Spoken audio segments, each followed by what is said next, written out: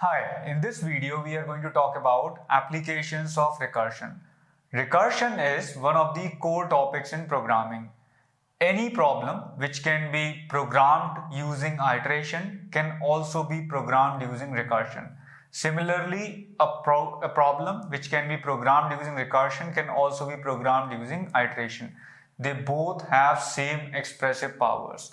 Now the question arises, if we can write equivalent iterative code for every recursive or equivalent recursive code for every iterative, where do we use recursion? Where does the use of recursion come? Here are some examples where we use recursion. First thing is, many standard algorithmic techniques like dynamic programming, backtracking, divide and conquer, they are basically recursive in nature. In dynamic programming, generally the first step is to write a recursive solution. Once we write a recursive solution and we see overlapping subproblems in it, we optimize it using dynamic programming. There are many standard problems which can be solved using dynamic programming like LCS, added distance, and these problems are used a lot in real world life. For example, finding the diff between two files is an application of LCS.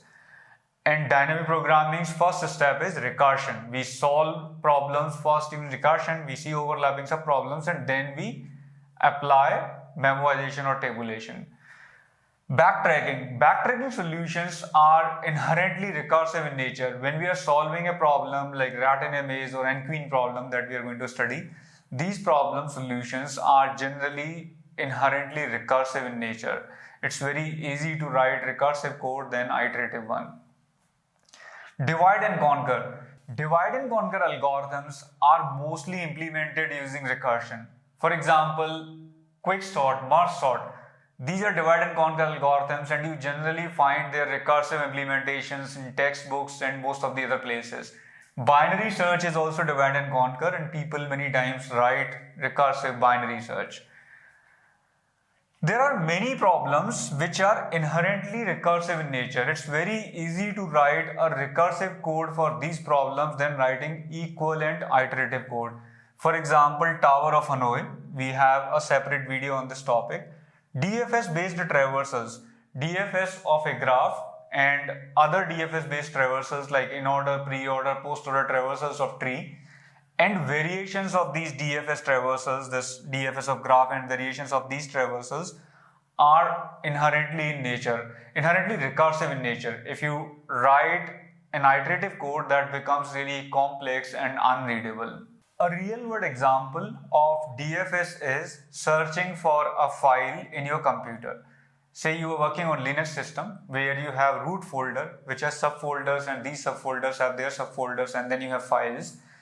So when you're searching for a file, you do something like depth first search traversal. You begin from the root folder, then you recursively search in one of its subfolders, then recursively search in its subfolders.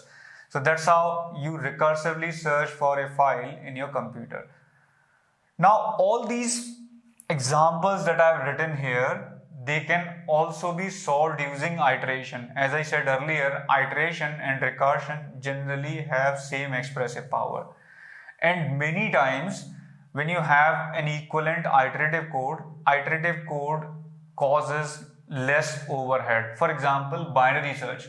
If you write recursive binary search, it's going to take big O of log n auxiliary space, but if you write iterative binary search, it's going to take big O of 1 auxiliary space. And one more problem with recursion is function call overhead. But still, recursion is used in implementations because of ease in implementation. For example, if you try and writing iterative quicksort, iterative merge sort, iterative tree traversal, iterative Tower of Hanoi, the code is going to be very complex. However, equivalent recursive code is going to be very simple. Apart from these applications, recursive programming or thinking recursively is a necessary skill for programmers. Many problems, as I said earlier, these programming techniques which are core programming techniques, and there are many problems in these techniques, they require you to think recursively. Think of a solution in a way that if you have solution of a subproblem, how do you use the solution of subproblem to solve the bigger problems. So that's what is recursive thinking. It's very much required. Many times we first write recursive code, then we convert into iterative as we do in dynamic programming. Solving problems using recursion is fun also. We are going to solve many problems in the upcoming videos.